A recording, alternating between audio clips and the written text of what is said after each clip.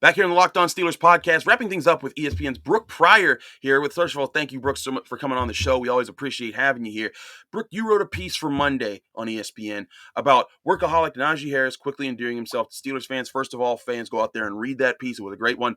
But Brooke, you got to talk to Najee at the tail end of the practices at Heinz Field for the first week of Heinz Field practices, and it's clear. I mean, we got this even when he was drafted, right? But it's clear this guy knows what he's saying, and he kind of Mhm. knows how to play the games to say the right things that fans are going to be like, "Oh, I like this guy." And he talked about how, like you said earlier, with Alabama fans, he's like, "Those fans are crazy, but Steelers fans are crazier." He talked about how Pat Fryermuth might have missed a block, but he was like, "It's my job to make that not matter." It seems like this guy hasn't just been coached to play football, but he's been coached to talk to us in the media. He but it's funny, for as coached as he might be, he's still incredibly genuine, Mm. and that combination is just so rare, to feel like you're with someone who is media savvy, but they're not guarded in the sense that, like, well, they're just giving you service level stuff. Like, some of my favorite moments were things that, like, he couldn't possibly have been prepared for, like the question about the 5-yard run that he had, that I opened the story with, where it looks like he should have been brought down. He literally, like, ran straight into a swarm of defenders, somehow, like, bounced off of, but also through, strung out that run for a 5-yard gain. Mm-hmm. And I mean, it looked like a Walter Payton run. Yeah. When he's asked about it after practice, and he's trying to remember, like, which run it was, and somebody's like, "Man, like, it looked like a Walter Payton run." And somebody else goes, "He doesn't know who that is." And he's like, "What are you talking about? I know Walter Payton, Gale Sayers, Barry Sanders, Herschel Walker. Like, who else do you want to go?" And it was just like, no, like, he gets it. Yeah. And he makes you feel it's not his job to make media feel comfortable. No. It's not a player's job to, like, make me feel at ease talking to you. But, like, there are some players where inherently, like, I'm more nervous to talk to, because I'm just like, am I going to get this question out right? Am I going to sound like an idiot? Do I have to Right. phrase it a certain way to get a certain response? Like, not giving them an out for a yes or no question. I don't feel that with Najee. I feel like you can have a conversation with him even in a scrum setting, and that is so rare. And, like, no, that's not going to make him any better of a running back on the field, or, like, anything like that. Like, that is Right. on the list of things that are important about Najee Harris in this organization. That is toward the bottom. But as someone that has to talk to him, hopefully frequently, I put that toward the top. But, like, he is exactly, I think, what this organization needed from, like, an on the field perspective and off the field. You talk about his emphasis on working in the community. Yeah. That's huge, and that's a very genuine thing. I mean, you saw him all summer. He's, like, out with the governor of California Yeah. trying to help end homelessness. Mm-hmm. But also, like, a workaholic in the sense that, like, Mike Tomlin told Sal Palantonio in an interview, like, he enjoys the everyday drudgery Yes. that most people don't, that, like, they just don't find joy in it, and he does.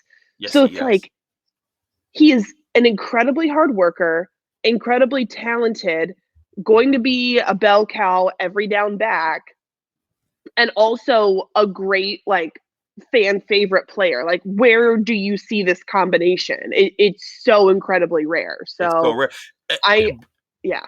No, but Brooke, I think you bring up a great point here, and you're right. It doesn't that necessarily doesn't immediately translate to on-field success, but when you see a guy who's this comfortable, it's like, okay, he's taking this pretty much in stride, being the new star on campus in Pittsburgh. And then again, in an organization where there's plenty of stars already, it's not like he's joining the Jets where it's like, hey, they're in the middle of a complete rebuild and everyone's hoping that Zach Mhm. Wilson's the answer. No, you've got TJ Watt, Minka Fitzpatrick, Cam Hayward, Stephon Tuitt, Devin Bush, Ben Roethlisberger, Juju Smith-Schuster, Chase Claypool, all these guys who are faces in the NFL that people talk about every week, whether it's on ESPN or Locked On Steelers or anywhere. But I think it's impressive for him to keep that, and he's performed extremely well in training camp. He's always prepared. And, like, Mhm. even in mini camp, when we were talking again, in rookie camp and OTAs, people are like, "This guy's ready for everything. He's studied film. He's ready for this. He's ready for that."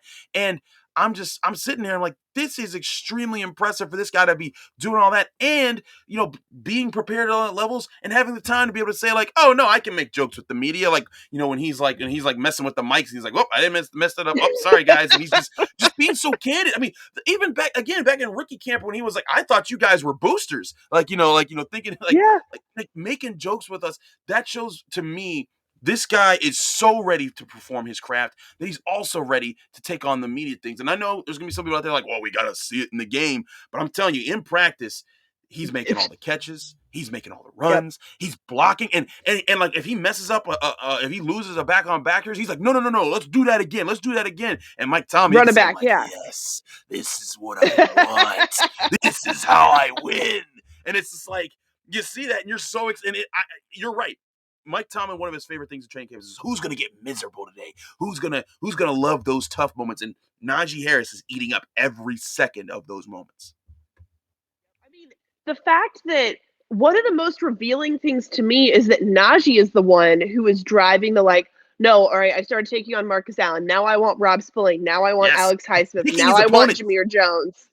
Like, who in what universe is this guy being like, yeah, I want to take on the biggest dude, and he might put me flat on my back, but we're gonna run it back, we're gonna do it again, and it's gonna be great. And I would love to be a fly on the wall for those conversations with Mike Tomlin before practice when he tells him I want to go against these bigger dudes.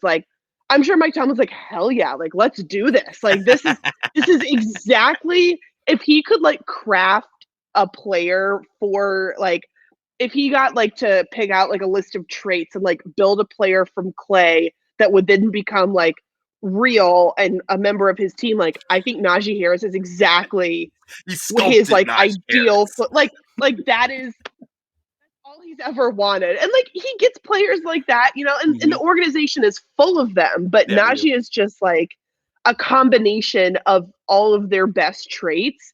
And the fact that to me was really revealing. My other favorite quote from him was he had 2 or 3 drops on Saturday. He had a couple the day before, and he's asked about it, and he's like, dude, show me the best player in the game. They have drops. It's not about the balls you drop. It's about what you do on the next rep.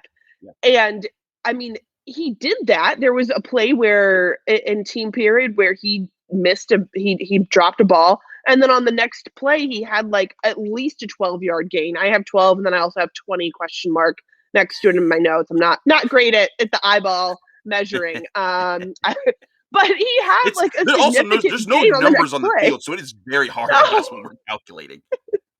It's a problem. So I just have, but it was at least a double-digit run on the very next play, and that's to me illustrates exactly who he is. He's not just going to say this is what you should do. He also does that.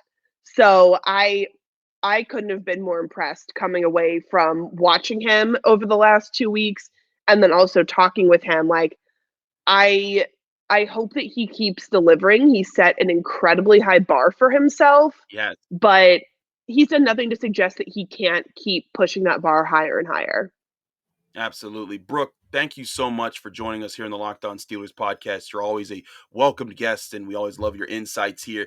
Please let people know they can find you, follow you, and get more of your work at ESPN. On Twitter at BE Pryor and on ESPN.com/NFL, or go to the teams tab and click on the Steelers. It will all be right there. Absolutely. And we'll be right there at training camp, keeping you up to date. Follow Brooke at BE Pryor. We really appreciate you, Brooke. You can also follow me, Chris Carter, on Twitter and Instagram at Carter Critiques. You can catch me every day, Monday through Friday, right here on the Locked On Steelers podcast. As you can now see, if you're watching us, we're on YouTube. Subscribe to our YouTube channel where you can get all of our content daily. You can also listen to this podcast on Apple, Spotify, Google Podcasts, and the app Odyssey. Remember, rate us 5 stars with a positive comment, and you get a shout out at the end of the show. Thanks so much to Brooke for coming on. We'll be back tomorrow with Dean and Josh, continuing our week here at Locked On Steelers and keeping you up to date with training camp as the Steelers get ready for their first preseason game with the Hall of Fame game against the Dallas Cowboys later this week.